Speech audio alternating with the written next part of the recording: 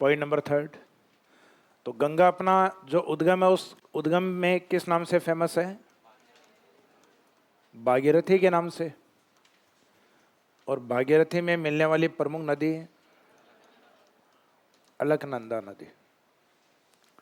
फिर ये मुख्यतः बहती है गंगा के नाम से। गंगा में कई सहायक नदियां मिलती रहती हैं इसमें, दाईं और बाईं, और वो अपन देख चुके हैं सारी कंप्लीट। फिर जैसे ये वेस्ट बंगाल में पहुंचती है तो इसमें अवसादों की मात्रा बढ़ जाती है। उस समय इससे एक वितरिका अलग होती है। गंगा नदी होती है वो तो अपने जो मुख्य धारा है वो तो लेफ्ट साइड में चल रही होती है, राइट साइड में एक ब्रांच इससे डाइवर्ट हो जाती है। इस डाइवर्ट ब्रांच का नाम होता है हुगली। और इस हुगली को इस साइड में छोटा नागपुर पठार की ओर से आने वाली एक प्रमुख सहायक नदी मिलती है, दामोदर। दामोदर है वो वैसे देखा जाए तो गंगा नदी तंत्र का ही पार्ट है, लेकिन गंगा नदी तंत्र में उसकी वितरिका का पार्ट है। वितरिका यानी उसकी शाखा का पार्ट है हुगली का। तो हुगली यहाँ से बाद में कोलकाता होते हुए ये बंगाल की खाड़ी में चली जाती है। तो वेस्ट बंगाल से ये ब्रांच है, इससे अलग होती है। और इसके ऊपर भारत का जो प्रमुख पहले ब्रिज था, अब तो आजकल खूब सारे ब्रिज बन गए हैं भारत में। हावड़ा ब्रिज जो आज भी देश में अपने फेमस है, काफ़ी ज़्यादा फेमस है। तो हावड़ा ब्रिज है मुख्यतः किस नदी पर है? हुगली नदी पे, कोलकाता के अंदर। तो इसमें पॉइंट नंबर थर्ड लिखिएगा, गंगा के विशेषताओं में हुगली। तो पॉइंट नंबर फर्स्ट लिखा था भागीरथी, जो गंगा के मुख्य धारा थी, और ये उसकी मुख्य ब्रांच या शाखा या उसकी वितरिका है। वितरिका बोलेंगे उससे निकला हुआ पार्ट।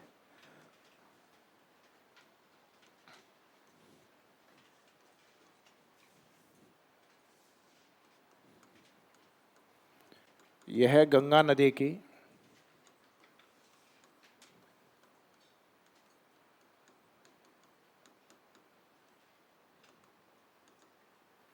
यह गंगा नदी की वितरिका है।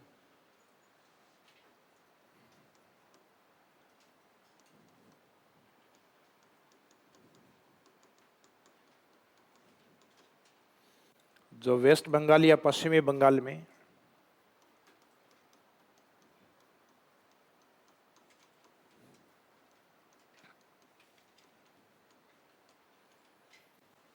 जो वेस्ट बंगाल या पश्चिमी बंगाल में गंगा से अलग होती है।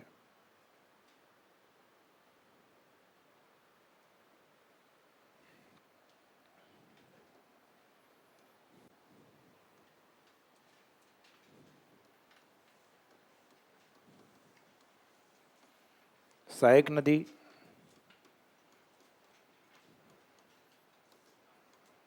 दामोदर।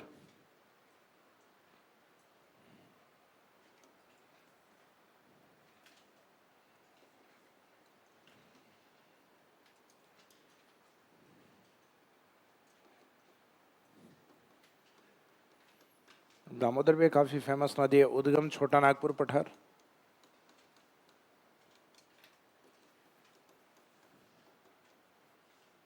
संगम जो पढ़ रहे हैं उसमें हुगली में।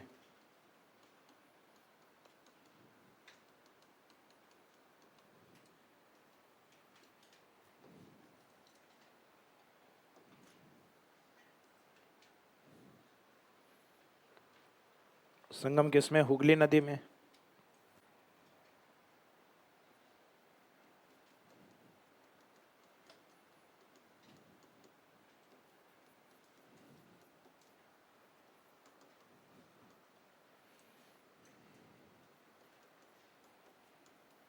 विशेष पॉइंट में इसको पश्चिमी बंगाल का एक तो शोक या दुख कहा जाता है, और एक दूसरा छोटा नागपुर वाले क्षेत्र में एक प्रमुख ट्रांसपोर्टेशन रिवर है, जल परिवहन वाली नदी है जो कोयले का निर्यात करती है। जैसे कि जर्मनी में राइन नदी करती है, वैसे छोटा नागपुर पठार में दामोदर नदी करती है। तो कोयले के निर्यात के कारण इसको एक तो कोयला नदी यानी कोल रिवर ऑफ इंडिया, और कोयले के प्रदूषण या राइन नदी की तुलना करके इसको भारत के राइन के रूप में दर्जा प्राप्त है। तो भारत की कोयला नदी या कोल रिवर दामोदर को कहा जाता है। विश्व की राइन तो जर्मनी में है, भारत की राइन नदी किसको कहा जाता है? दामोदर। तो कुछ सहायक नाम इसको लिए जाते हैं, जैसे कि एक तो अपन ने लिखा पश्चिमी बंगाल का शोक या दुख, और इसको भारत की राइन नदी, भारत की कोयला नदी, ये उपनाम दिए जाते हैं इसको। तो एक तो लिखा आपने वेस्ट बंगाल का शोक या दुख, उसके साथ लिख देना भारत की राइन नदी,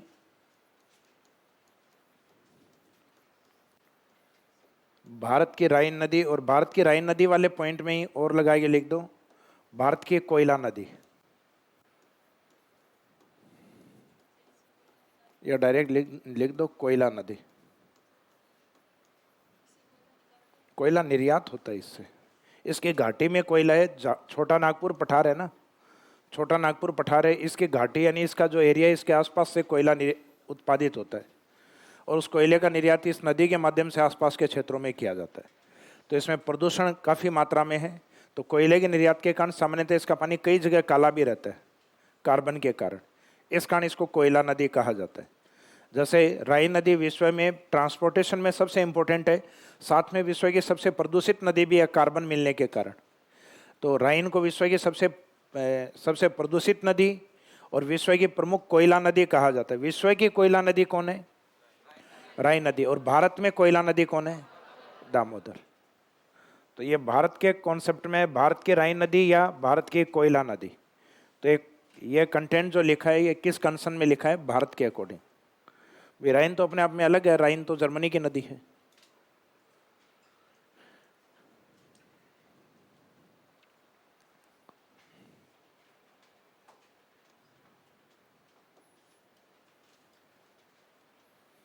तो इसकी जो घाटी होती है ना, इसके आसपास से कोयला निकलता है, नदी के अंदर से कोयला नहीं निकलता है।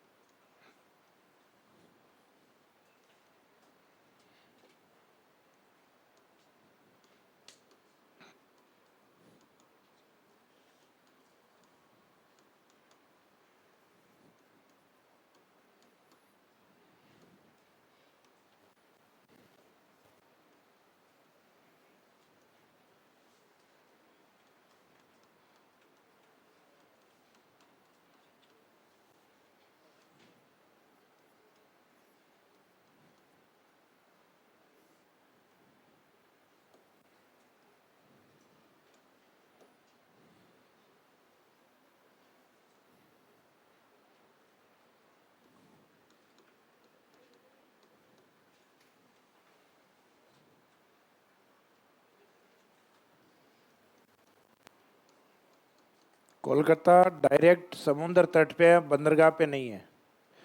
कोलकाता बंदरगाह से दूर है। उसको बंदरगाह या समुद्र से जोड़ने वाली हुगली है। कौन सी है? हुगली नदी इसको बंदरगाह से जोड़ती है। इसका जो बंदरगाह क्षेत्र है कोलकाता, जो बंदरगाह कोलकाता बंदरगाह हुगली नदी का बंदरगाह है, सागरीय बंदरगाह नहीं है। और उस बंदरगाह नाम क्या है? Port harbour. क्या नाम है? पोर्ट हार्बर के नाम से जाना जाता है इसको। तो इस तरीके से, और ये उद्गम है, ये वाला आता है छोटा नागपुर से। छोटा नागपुर या यूं कहें भारत का कौन सा प्रदेश?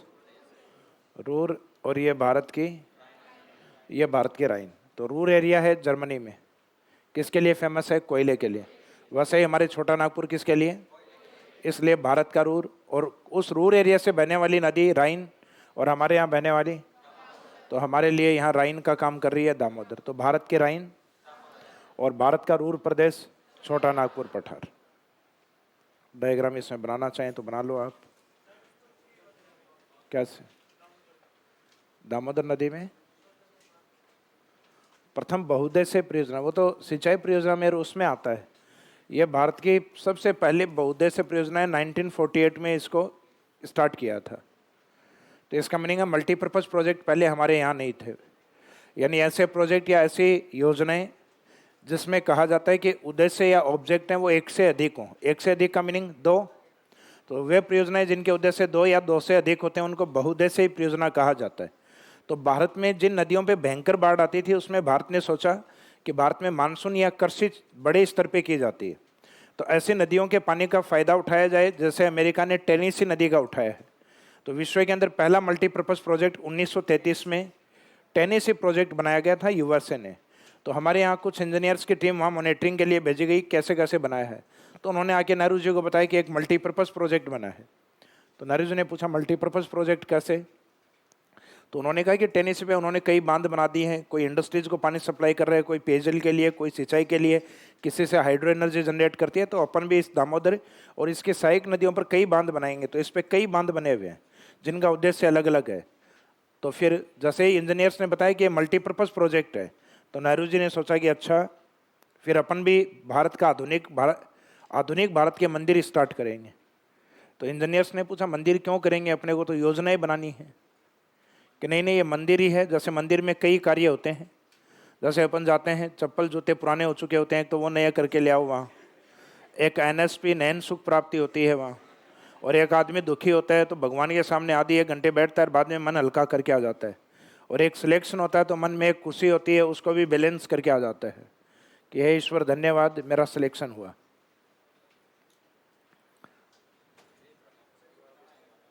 क्या चीज़? वापस समझाऊं? देखो, ब्रह्मपुत्र वाला तो डायग्राम अभी आधा अधूरा है, वो समझ में नहीं आएगा। वो समझ में नहीं आ रहा तो इसका मीनिंग बाकी पढ़ाया हुआ समझ में आता है आपको, और ये पढ़ाया नहीं है तो नहीं समझ में आएगा। ये इस साइड से असम की ओर से आ रही है। ये जो बाउंड्री बनाई है मैंने, भारत और बांग्लादेश के बीच की सीमा बनाई है, ये वाली सीमा। तो ये ब्रह्मपुत्र तो भारत में है, जैसे ही ये बांग्लादेश में एंट्री करेगी तो इसका नाम जमुना। और जब ये गंगा के साथ मिलेगी, यानी पद्मा के साथ, गंगा यहाँ किस नाम से होती है? पद्मा के साथ मिलेगी, तब जाके दोनों क्या बन जाएंगी? मेघना बन जाती है। अब उससे पहले गंगा, तो उससे पहले गंगा गंगा के रूप में होती है मुख्यतः। और गंगा से एक वितरिका जो पश्चिमी बंगाल में इससे अलग हो जाती है, उसको नाम क्या दिया जाता है? हुगली रिवर। तो ये जो रेड कलर में दिखा रखी है, ये हुगली। और इस हुगली को अपने दाईं ओर से आकर मिलने वाली नदी दामोदर, जो छोटा नागपुर पठार से आती है। तो उद्गम में सिंपल लिख दो, छोटा नागपुर पठार। भारत का रूर वगैरह लिखने की आवश्यकता नहीं, पूरा करवाया हुआ है छोटा नागपुर पठार में। ये सब पॉइंट्स लिखवाए हुए हैं। तो ये इसका उद्गम हो गया छोटा नागपुर। ये दामोदर हो गई, दामोदर का डिस्चार्ज पॉइंट है ये वेस्ट बंगाल में, पश्चिमी बंगाल में जाके मिलती है।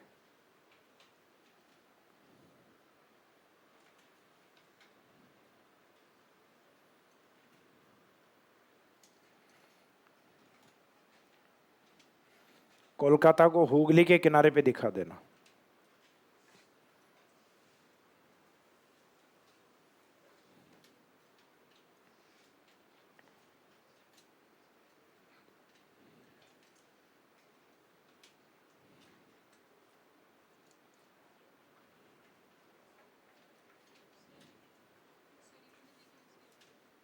सरयू अलग है, यमुना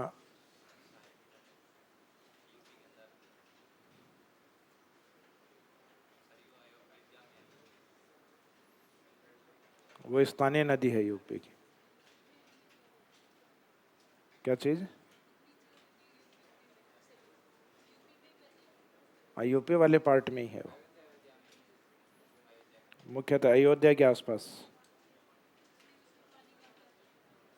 हिमालय क्षेत्र नदी के रूप में।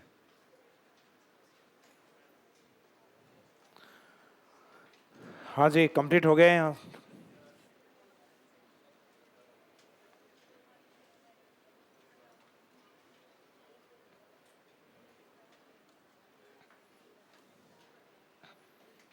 नेक्स्ट लिखो पॉइंट नंबर 4।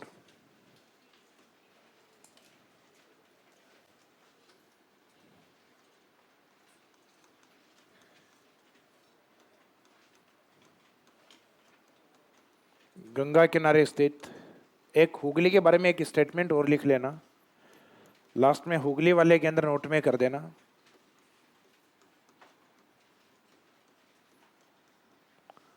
हुगली को भारत की विश्वासघाती नदी कहा जाता है।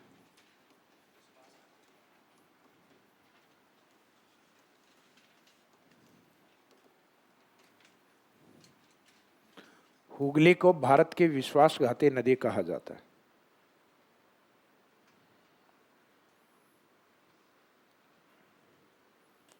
हुगली को भारत की विश्वासघाती नदी कहा जाता है। उसके बाद में गंगा की विशेषताओं में next point number 4, Hooghly point number 3 में थी ना, तो गंगा की विशेषताओं में पॉइंट नंबर 4 में लिखिएगा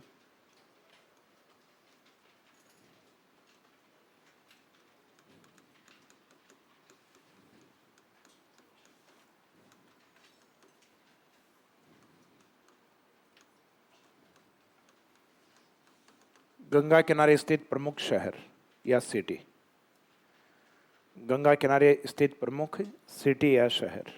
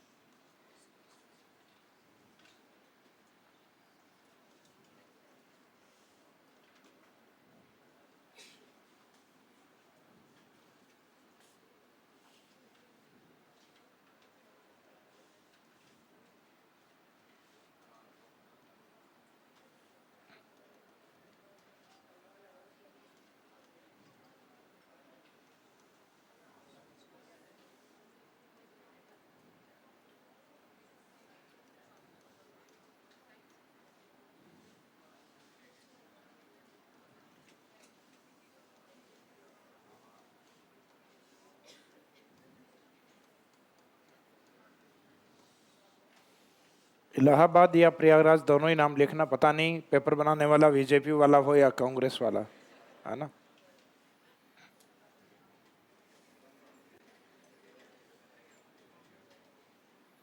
कांग्रेस वाला हुआ तो क्या टिका देगा, इलाहाबाद।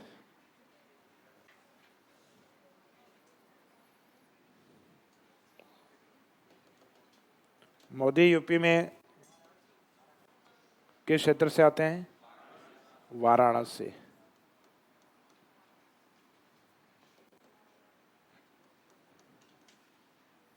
वाराणसी। और उसके बाद में आगे वाला जो पॉइंट है,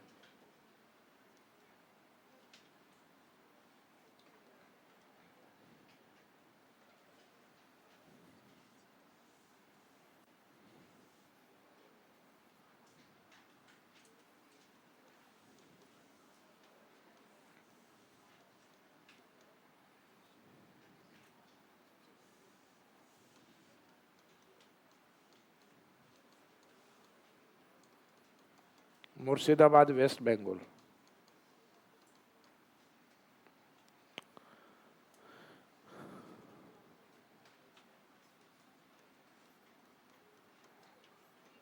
ऋषिकेश और हरिद्वार है ये उत्तराखंड।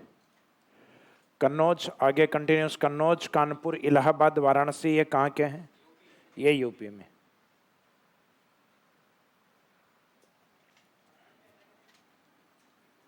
क्या चीज, बक्सर भी है। बक्सर ऐतिहासिक तौर पे प्रमुख सिटी के रूप में ये फेमस है।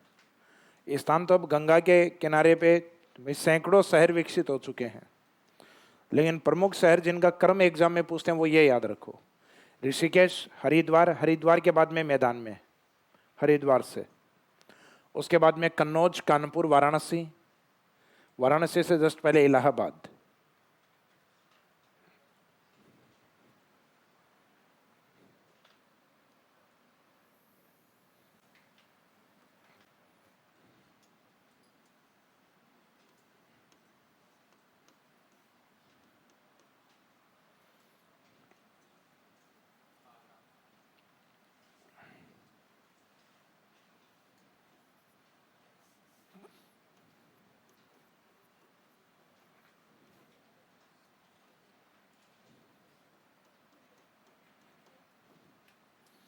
इसका मीनिंग है जो इलाहाबाद या प्रयागराज है ये किसके संगम पर है, यमुना और गंगा। ये वाला जो पार्ट है ये गंगा का पार्ट चल रहा है। ये इस साइड में गंगा की सहायक नदी चल रही है जो दिल्ली, आगरा, इलाहाबाद, तो अगर बाई चांस ग्रुप ये दिया जाए दिल्ली आगरा इलाहाबाद के किनारे किस नदी के किनारे हैं, तो यमुना रहेगा। दिल्ली आगरा इलाहाबाद दिया है। और गंगा वाले अगर दिए हैं कन्नौज कानपुर वाराणसी इलाहाबाद किस नदी के किनारे हैं, तब रहेगा गंगा। तो यमुना वाले में मुख्य दिल्ली आगरा और इलाहाबाद।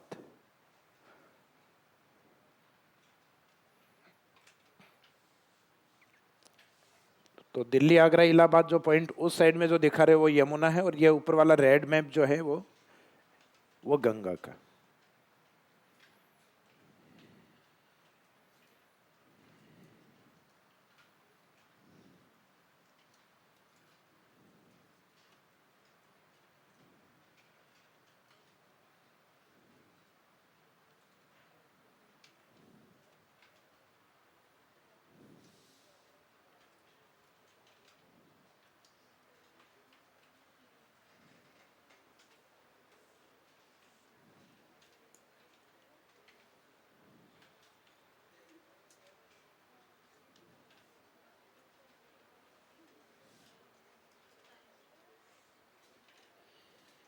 बना लिया डायग्राम।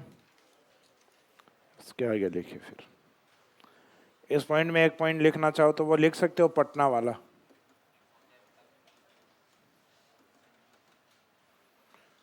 पटना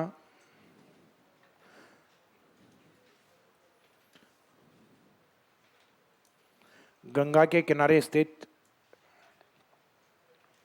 गंगा नदी के किनारे स्थित एकमात्र राजधानी। पटना गंगा के किनारे स्थित एकमात्र राजधानी, एकमात्र राजधानी। बाकी जो दूसरी जो कैपिटल दिख रही है आपको दिल्ली, वो गंगा के किनारे नहीं, यमुना के।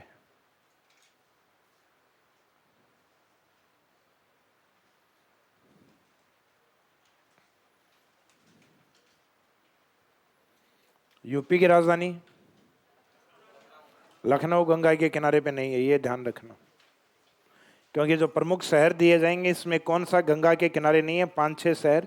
तो उसमें यूपी के मुख्य सिटी यही दिए जाते हैं जो 4 मैंने लिखे हैं, कन्नौज, कानपुर, इलाहाबाद, वाराणसी। और इन्हीं का क्रम इंपॉर्टेंट होता है। ये जो क्रम आपको याद रहना चाहिए कि कै वाले शब्द हैं पहले रखे जाएंगे, उसके बाद में पै प्रयागराज और फिर वाराणसी। यानी वैसे देखा जाए तो अभी वर्तमान के अकॉर्डिंग देखा जाए तो ये एक हिंदी वर्णमाला उसके अकॉर्डिंग है, कन्नौज, कानपुर, प्रयागराज और उसके बाद में वैसे वाराणसी। और आगे फिर आपको ध्यान है बिहार आते ही बिहार में कौन रहेगा, पटना। और वेस्ट बंगाल में प्रमुख सिटी आता है मुर्शिदाबाद। तो मुर्शिदाबाद बिहार में, पटना। और उससे पहले अल्फ़ाबेटिक क्रम में कै, कन्नौज, कानपुर, प्रयागराज, उसके बाद में। और उससे जस्ट पहले यह है पर्वतीय क्षेत्रों में ऋषिकेश, और मैदान में प्रवेश करते टाइम हरिद्वार। जो मैंने आपको मैप बनाया था वो उत्तराखंड में, ये उत्तराखंड का पार्ट है। ये आगे वाले जितने भी हैं 4, ये यूपी के पार्ट, पटना बिहार का कैपिटल, और लास्ट में Murshidabad part of west Bengal, पश्चिमी बंगाल का भाग। नेक्स्ट लिखिएगा पॉइंट नंबर 5।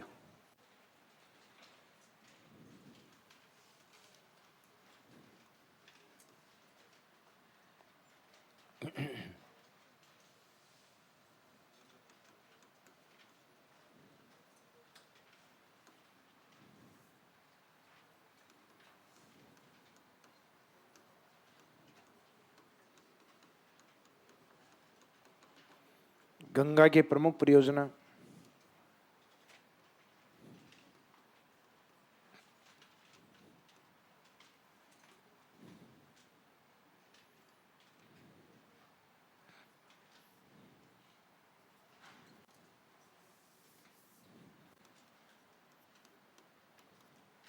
एक तो आती है इसमें टेहरी,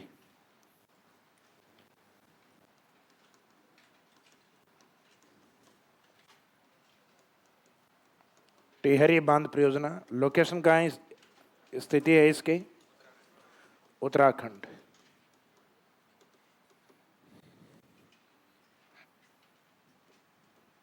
नदी गंगा की मुख्य धारा होती है इसमें। गंगा की मुख्य धारा को क्या कहते हैं, भागीरथी।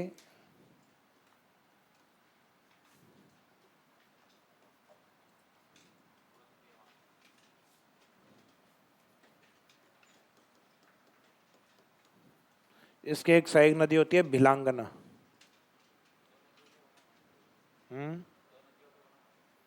भागीरथी और भिलांगना के ऊपर वैसे एक सहायक धारा और आती है, उसका मुख्य नाम नहीं दिया हुआ रहता वैसे। तो कहते हैं 3 नदियों का एक संगम होता है जिसको कहते हैं त्रिहरि संगम। क्या नाम दिया जाता है? ये पर्वतीय क्षेत्रों में एक संगम आता है त्रिहरि संगम, और त्रिहरि संगम है उसी पे बने हुए बांध को नाम क्या दिया जाता है? टिहरी। टिहरी डैम कहा जाता है। तो जो टिहरी बांध है ये जब बनना स्टार्ट हुआ था तो इस बांध के विरोध में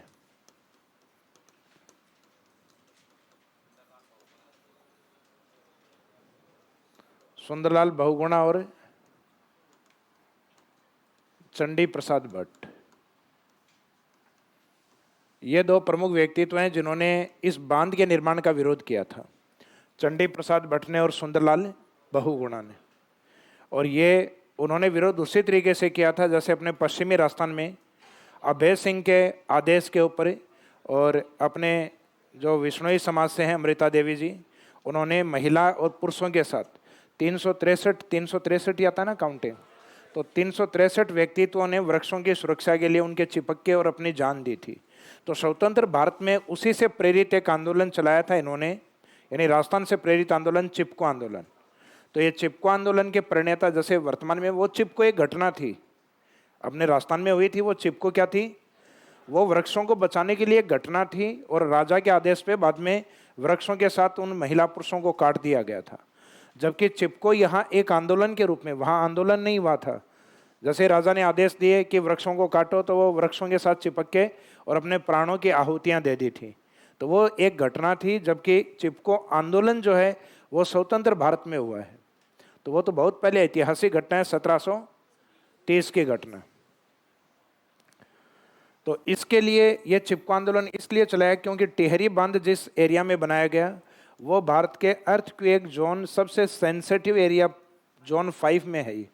तो ये जोन 5 में होने के कारण, यानी जहाँ हिमालय है वो 2 प्लेटों के बीच में है, वहाँ सबसे ज़्यादा हलचल या मूवमेंट है, यानी भारत में सबसे ज़्यादा भूकंप है वो इसी क्षेत्र में आते हैं।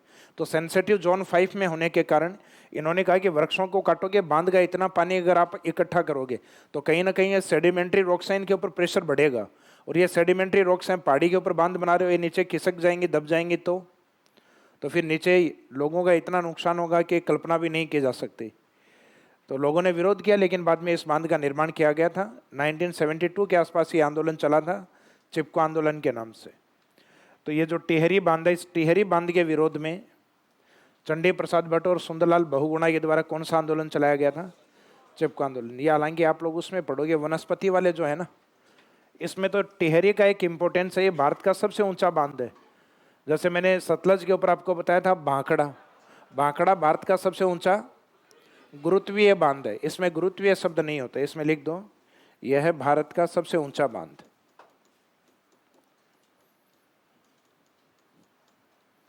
यह है भारत का सबसे ऊंचा बांध। यह है भारत का सबसे ऊंचा बांध। आगे ब्रैकेट में लिख दो 260.5 metre, 260.5 metre, 260.5 metre, 260.5 metre, 260.5 metre.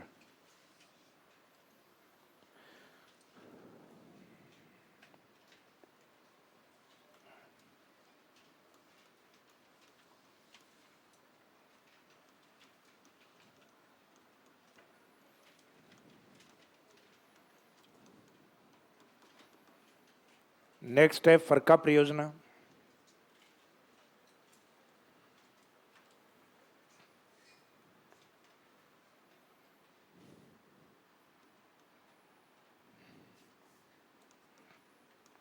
Farakka परियोजना लोकेशन या स्थिति है वेस्ट बंगाल।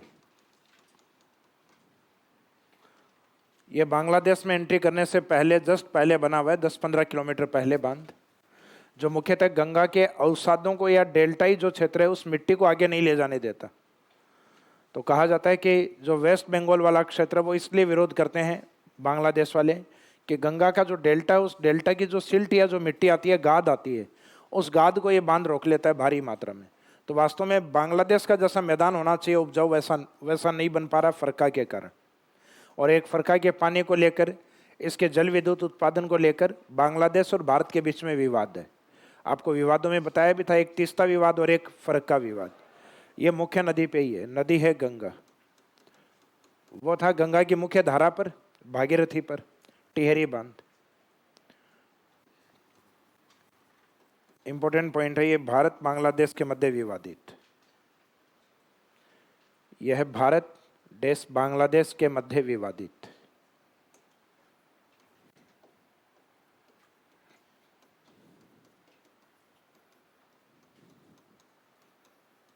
यह भारत बांग्लादेश के मध्य विवादित।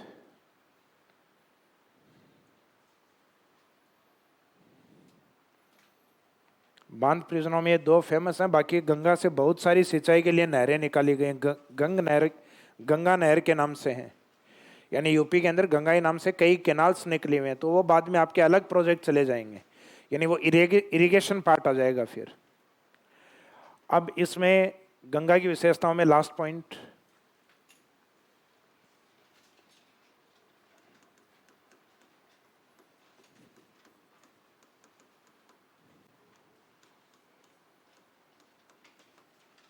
गंगा संरक्षण योजना, यानी गंगा के कंजर्वेशन संरक्षण के लिए गवर्नमेंट के द्वारा कौन कौन से स्कीम चलाई गई हैं।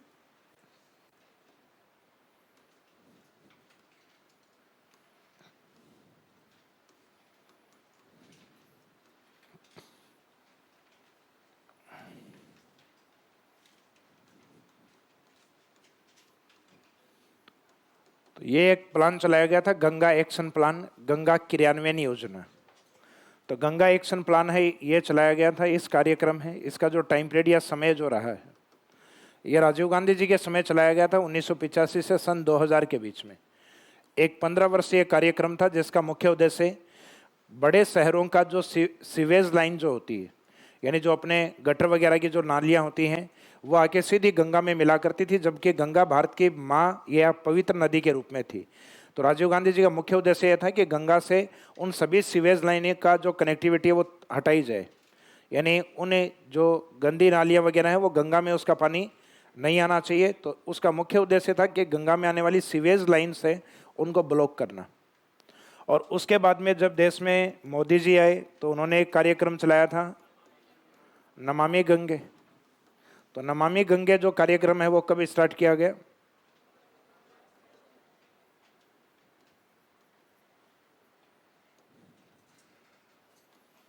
स्टार्टिंग कब से इसकी? 2014 है, मंथ तो मुझे ध्यान नहीं है, शायद जुलाई या अगस्त में से। अगर आपको ध्यान हो तो लिख देना, वैसे कोई महत्व नहीं है, 2014 का ईयर याद रह जाएगा तो भी काफ़ी है। तो ये दो प्रमुख कार्यक्रम है, एक तो गैप कार्यक्रम, गैप वाले का फुल फॉर्म क्या है? गंगा एक्शन प्लान, गंगा क्रियान्वयन योजना। गैप के नाम से याद रखिए, गैप के नाम से ही पूछते हैं, गंगा एक्शन प्लान। तो गंगा एक्शन प्लान है समय 1985 से 2000।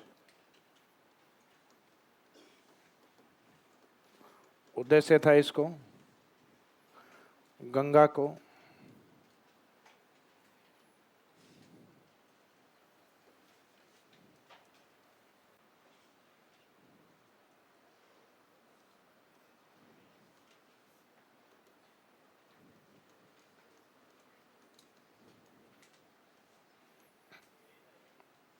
को सीवेज लाइन से मुक्त करना।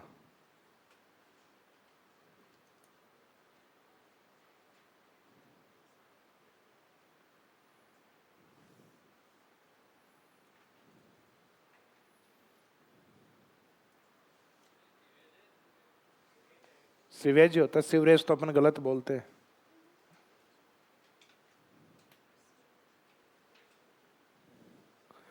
English pronunciation sewage, not sewerage. School वाली सी है स्थिति।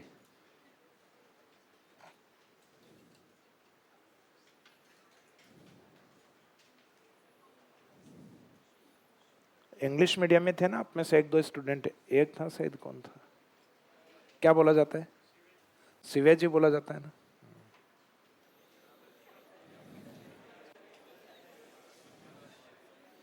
जबरदस्ती यहाँ तो नहीं करवा रहा ना मैं, इनको लगता है। हाँ, शुरुआत 2000, ये गलतफहमी होती है अपनी। भाई देखो, जब कईयों को ये लगता है ना कि अपन अपने ऊपर मत लेना इस चीज़ को, जब कोई समझदार व्यक्ति होता है और उसको यूँ लगता है मूर्खों के बीच में अपन बैठे हैं और वो ऐसी वैसी बातें करते हैं, तो वो व्यक्ति चुपचाप सुनता है। उसको लगता है कि यहाँ बहस करने से कोई मतलब नहीं है, सिर्फ सुने जाओ और मुझे पता है कि सच्चाई क्या है ना। तो अब यूँ मत समझो कि आपके साथ बैठ गया यार, यूँ कर लिया यार तो हाँ ठीक है, नहीं पता होगा इसको भी, है ना। ये मंथ देखा क्या इसका आपने?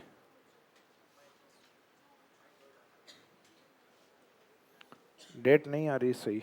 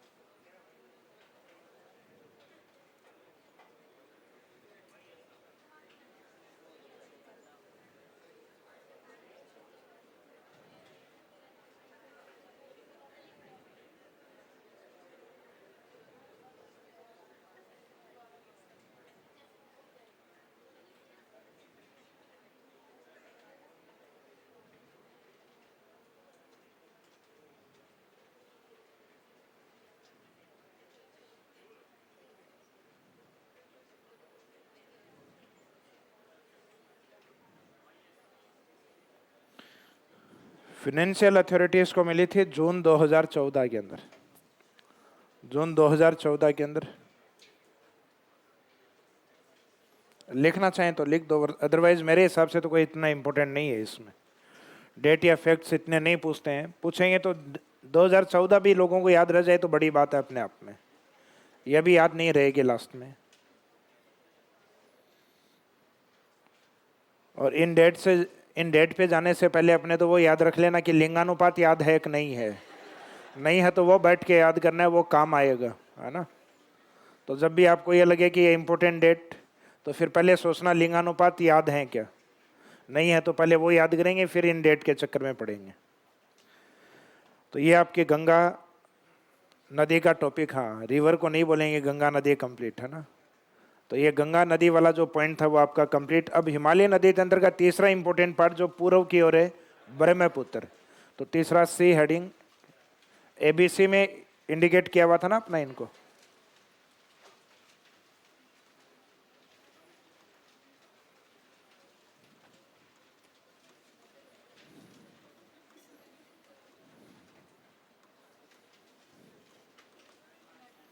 ब्रह्मपुत्र नदी,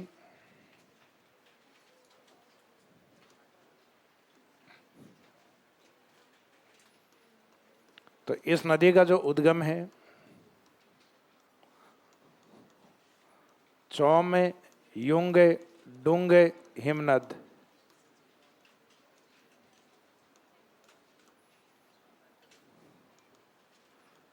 यह ग्लेशियर आता है इसमें चौम युंग डुंगे हिमनद, चौम युंग डुंगे हिमनद।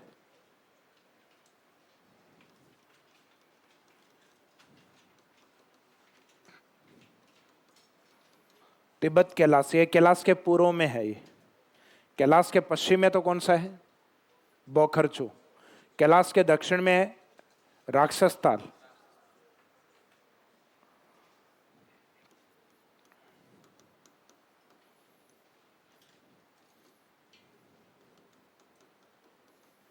संगम इसको मुख्यतः वैसे बंगाल की प्रमुख खाड़ी की नदी के रूप में ही मानते हैं अपन। मुख्य नदी में गंगा नहीं लिखा जाता, क्योंकि काफी लंबी दूरी में बहने वाली एक स्वतंत्र नदी के रूप में है।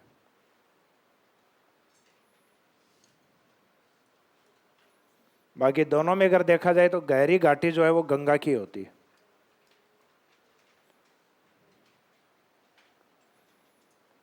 उद्गम से संगम के बीच में यह नदी जिस लेंथ को या जिस लंबाई को कवर करती है वो लंबाई होती है इसमें 2900 किलोमीटर, सिंधु से 20 किलोमीटर आगे।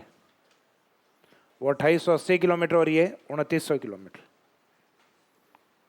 और इस एरिया में इसका जो मेन कैचमेंट एरिया या अपवाह क्षेत्र है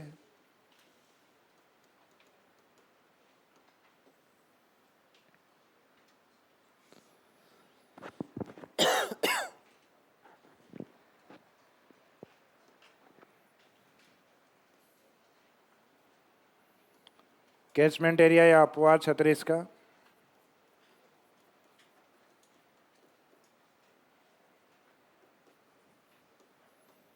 इसका तिब्बत चीन,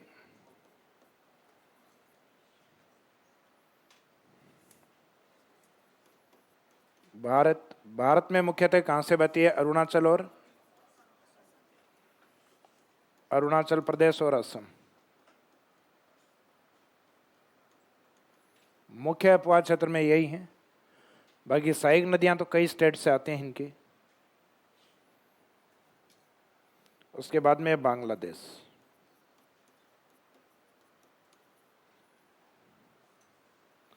तो तिब्बत चीन, भारत, बांग्लादेश, भारत में अरुणाचल और Assam. Main catchment area Bharat में असम में। इस कारण इस नदी का जो मैदान है उस मैदान को अपन असम का मैदान भी बोलते हैं। करवाया था मैदान में, ब्रह्मपुत्र का मैदान या असम का मैदान। तो मुख्य मैदान बनाती है असम के अंदर ही। अब इसमें इस कैचमेंट एरिया के दौरान मिलने वाली जो नदियां वो इसकी सहायक नदियां हैं।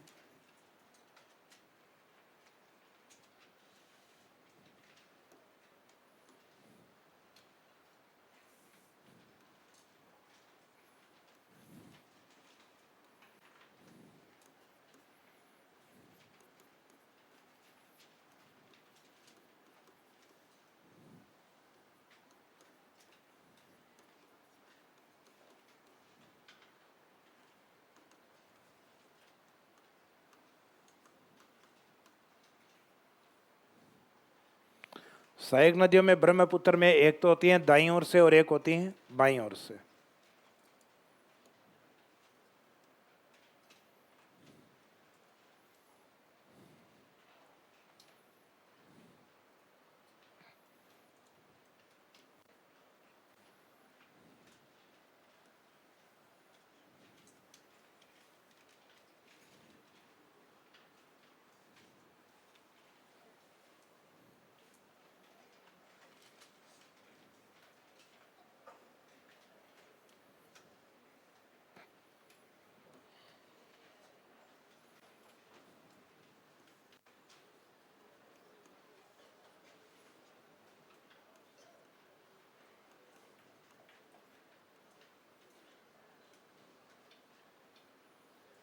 ये कैलाश वाला पार्ट है और यहां से जो हिमनद आता है वो आपको ध्यान है चोमयुंग डुंग।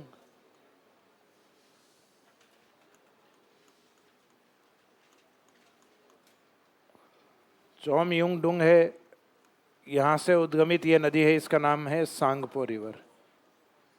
सांगपो यानी पवित्र नदी, होली रिवर। सांगपो नदी आगे बहते हुए अरुणाचल प्रदेश में एंट्री करती है। वहां दिहांग डिस्ट्रिक्ट आता है, तो दिहांग में इसको नाम यही दिया जाता है दिहांग रिवर।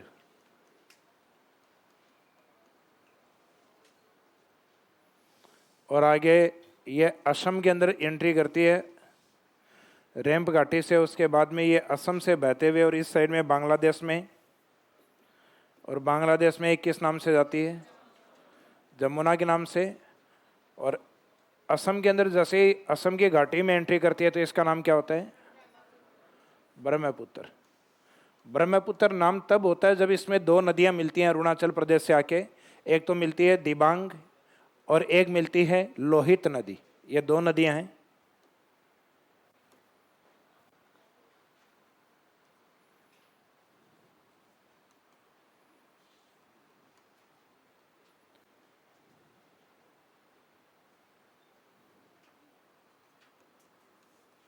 दिबांग और इस साइड से अरुणाचल प्रदेश वाले पार्ट से एक और मिलती है लोहित। ये लोहित और जैसे ही मिलती हैं तो ये असम घाटी में एंट्री करती है फिर अपनी रैंप वैली में।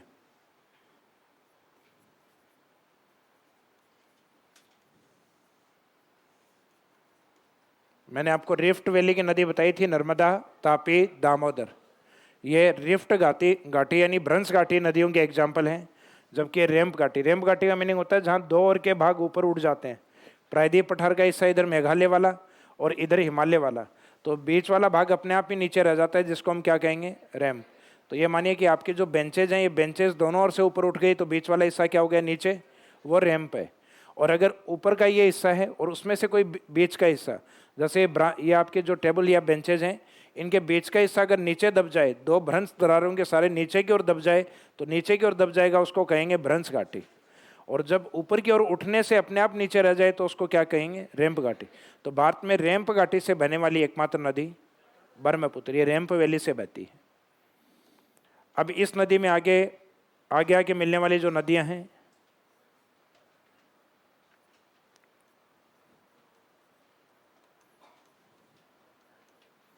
बूढ़ी दिहांग या बूढ़ी दिबांग रिवर, इस साइड वाली में, इस साइड से एक नदी मिलती है धनसरी,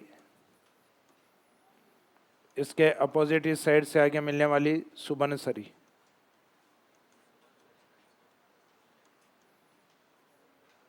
न है ये सुबनसरी, और इस साइड सामने वाली धनसरी। इस साइड से आकर मिलने वाली इसमें है मानस। मानस जो कि एक अभ्यारण्य भी आता है असम के अंदर, मानस और काजीरंगा अभ्यारण्य। और इस साइड में सिक्किम वाले भाग से ये पहले गंगा की सहायक नदी हुआ करती थी, तीस्ता, और ये डाइवर्ट होके फिर इस साइड में जमुना में यानी ब्रह्मपुत्र में जाके मिलने लग गई तीस्ता रिवर। तीस्ता जो अपने सिक्किम वाले पार्ट से आती है ना, जलेपला से, सिक्किम है, सिक्किम से तीस्ता। तो इस साइड में तीस्ता, मानस, सुबनसरी, और इस साइड में धनसरी। इस साइड में एक नदी और आती है,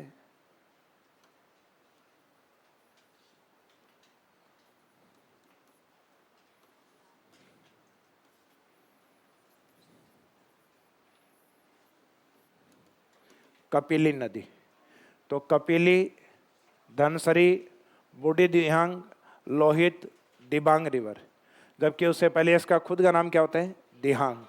और इसके इस साइड से जो राइट साइड है, दाईं ओर ब्रह्मपुत्र ये है, तो इसके दाईं ओर है, उससे मुख्य आती हैं एक तो सुबनसरी, मानस, और एक तीस्ता नदी। और एक इस साइड में, इस साइड से बहकर, और मुख्यतः इस साइड में जो जमुना है वो किस में मिलती है, पद्मा में। पद्मा यानी वो भाग जो गंगा को कहा जाता है, पद्मा।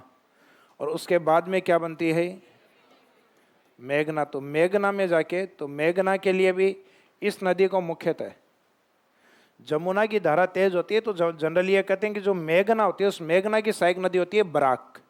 कौन सी नदी, बराक। ओबामा नहीं लिखना है बस। तो ये बराक रिवर है, तो बराक भी इसी अपुआ तंत्र का ही पार्ट माना जाता है, क्योंकि ये इस साइड में ब्रह्मपुत्र वाले पोर्शन में है। इस कारण बराक को किसके सहायक नदी के रूप में लिया जाता है, मेघना। ये मेघना बनने के बाद इसमें मिलती है। तो ये बराक रिवर है, ये भी भारत के पूर्वी भाग, इस क्षेत्र से उद्गमित होकर बांग्लादेश की ओर जाके और मेघना में। तो इसका मीनिंग है, इसका जो नदी तंत्र है, सहायक नदी तंत्र, वो ये है। तो इसमें नदियां जो दाईं ओर से हैं, राइट साइड से हैं, वो तो कौन कौन सी हैं, राइट साइड से एक तो मुख्य जो पहले गंगा की सहायक नदी हुआ करती थी, अब ब्रह्मपुत्र की तीस्ता। उसके अलावा पद्मा को सहायक नहीं मानेंगे, मानस, सुबनसरी, ये इस तरीके के नाम आते हैं। सुबनसरी, धनसरी किसके सहायक नदी हैं। ऐसे मिलते जुलते नाम दक्षिणी भारत में भी कुछ नदियों के अंदर रहेंगे। वैनगंगा, पैनगंगा, मालप्रभा, घाटप्रभा। तो जैसे वैनगंगा, पैनगंगा ये तो आती हैं अपने गोदावरी में, मालप्रभा, घाटप्रभा ये आती हैं कृष्णा के अंदर। इसमें आती हैं धनसरी, सुबनसरी, तो सरी एंड सरी, ब्रह्मपुत्र, प्रभा एंड प्रभा कृष्णा में, और गंगा एंड गंगा गोदावरी में। वैनगंगा, पैनगंगा गोदावरी में, मालप्रभा, घाटप्रभा कृष्णा में, सरी एंड सरी ब्रह्मपुत्र के अंदर। पढ़ना दुनिया का सबसे मुश्किल काम है।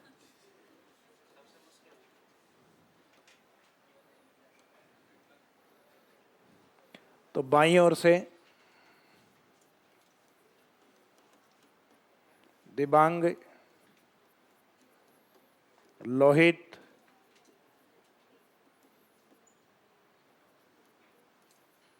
बूढ़ी दिबांग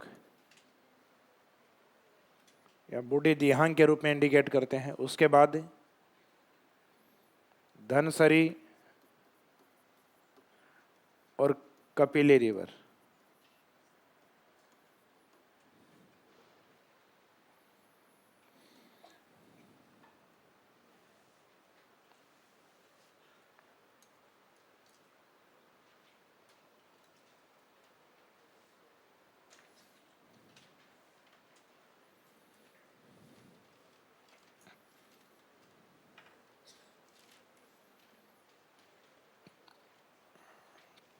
बना लिया यहां तक।